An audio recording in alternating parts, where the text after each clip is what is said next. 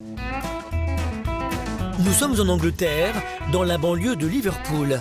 C'est ici que vivent Elvira, 41 ans, et Rolf, 43 ans, des parents qui ont adopté un mode de vie et un projet éducatif très particulier pour leurs 3 enfants. Je trouve que les parents ne jouent plus leur rôle. Ils passent 2 ans à apprendre à parler et à marcher à leurs enfants pour leur dire ensuite « reste assis et tais-toi ». Pas de ça pour moi.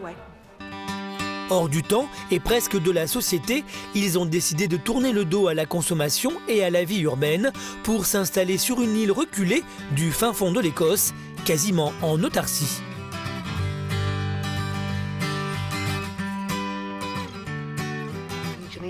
Soit on va quelque part où on peut vraiment élever nos enfants, soit je me transforme en Rambo et je détruis tout le quartier. On va peut-être faire la plus grosse erreur de notre vie, mais si on ne se lance pas, on ne le saura jamais. Alors il faut faire le grand saut et on verra. Pour la famille Douglasson, le grand départ est prévu dans 1 mois. Comment les 3 enfants abordent-ils ce changement de vie radical? Leurs parents parviendront-ils à les convaincre de leur choix? Et comment la famille s'adaptera-t-elle à sa nouvelle vie?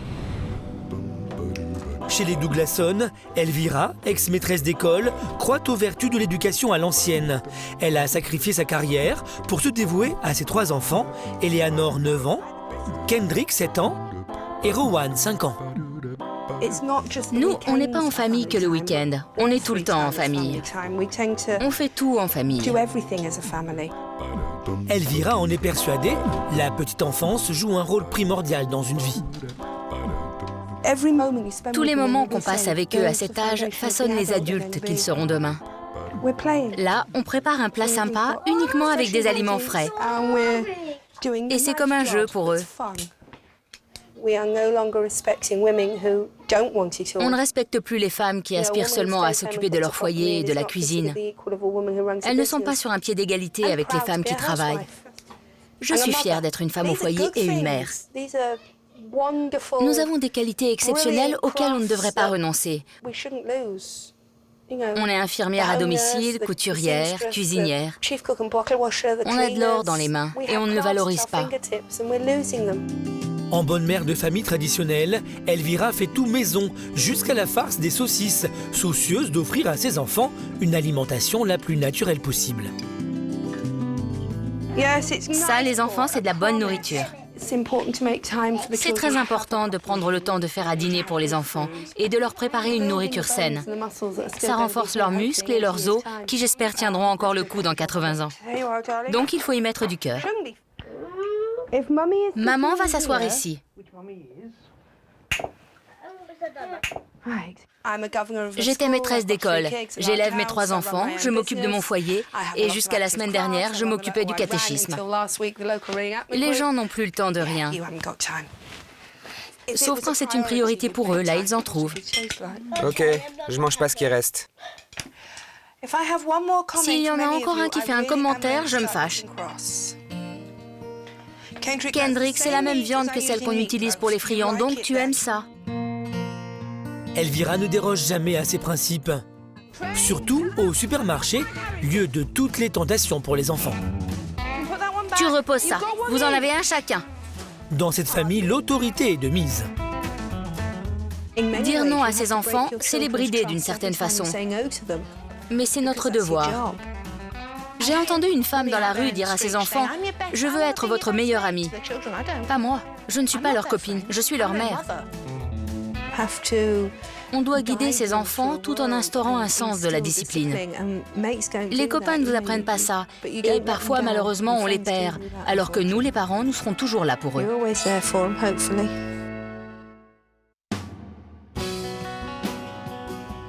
Malgré ses principes éducatifs stricts, Elvira se veut aussi une maman très ouverte et tolérante. Si plus tard mon fils me ramène un petit copain, pas de problème.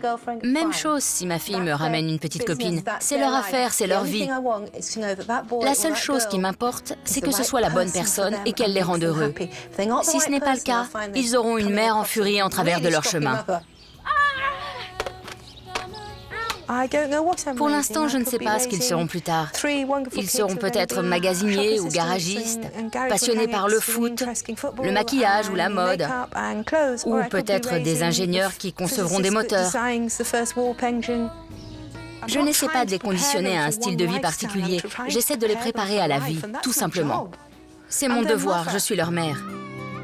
Ne supportant plus le quotidien à Liverpool, Elvira et Rolf ont décidé de changer de vie et de s'installer sur une île perdue d'Écosse, Hoy, troquant leur vie citadine contre un retour radical à la nature et à la simplicité. La première fois que nous nous sommes rencontrés, on est restés assis à discuter toute la nuit de nos espoirs pour l'avenir. C'était comme la rencontre de deux âmes sœurs. On rêvait tous les deux d'un endroit où élever nos enfants pour qu'ils puissent appréhender le monde le mieux possible. Elvira et Rolf ont vendu leur maison et Paris osé ont acheté celle dans laquelle ils vivront à Hoy sur Internet sans l'avoir jamais visitée. Faute de moyens pour effectuer les allers-retours sur l'île, c'est à distance qu'ils ont géré tout leur projet d'installation. On fait peut-être la plus grosse bêtise de notre vie, mais si on ne se lance pas, on ne le saura jamais. On verra bien. Pour Rolf, artisan plombier, ce départ est presque vital, car il ne supporte plus la ville et ses inconvénients. Toutes les voitures qu'on a eues ont été vandalisées. On nous en a même volé une devant notre propre maison. Alors soit on va quelque part où on peut vraiment élever nos enfants tranquilles, soit je me transforme en Rambo et je détruis tout le quartier. Je veux que les enfants grandissent dans un endroit où ils sont en sécurité et où ils ont une chance d'avoir une vie saine et une bonne éducation. Toutes ces choses que les enfants devraient avoir. Le grand départ est prévu dans 15 jours à peine et Elvira tente de préparer ses enfants à leur nouvelle vie, en particulier Eleanor, qui s'inquiète de ce changement radical. Ça te fait quoi de partir? J'ai peur. On va déménager très loin d'ici. On a vu les photos, mais on ne sait pas si la personne qui les a prises a choisi les meilleures ou les pires. Papa et maman sont aussi un peu inquiets à l'idée de ce déménagement, tu sais. Mais tu m'as dit que tout s'était décidé en une nuit. On l'a décidé en une nuit et c'est une erreur parce qu'on aurait dû vous impliquer davantage dans notre décision. Oui, vous auriez dû. Oui, on le sait. Mais on ne veut pas que vous soyez inquiets. Et pourtant, vous l'êtes. Les profs aussi se trompent parfois, alors t'inquiète pas. Les mamans peuvent aussi se tromper. Oui, les mamans font aussi des erreurs. Et on apprend de ces erreurs. La prochaine fois, on vous impliquera dans nos décisions. C'est comme ça qu'on avance, n'est-ce pas? Comme les oiseaux qui quittent le nid et se demandent « Est-ce que je sais voler ou pas ?» Ils doivent faire le grand saut pour le savoir. C'est le dernier jour d'école avant les vacances. Pour Kendrick et Eleanor, ce sont aussi les adieux avec leur classe et leur maître, car à la prochaine rentrée, ils seront sur leur île écossaise, dans une nouvelle école. Bonjour tout le monde.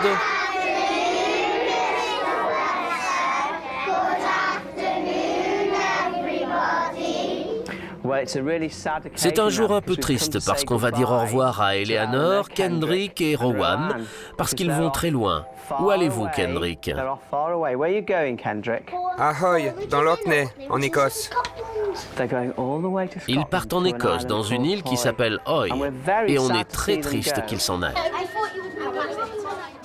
Pour Kendrick, dire adieu à son univers est un moment difficile. Je suis triste de quitter mon école. Je ne vais plus jamais les voir. Ça va aller, mon ourson, ça va aller. Mais pour Elvira, tout à son projet, ce changement n'apportera que du positif aux enfants. L'île est petite. Il n'y a que 40 enfants dans l'école, ils se feront des copains et pourront grandir au grand air.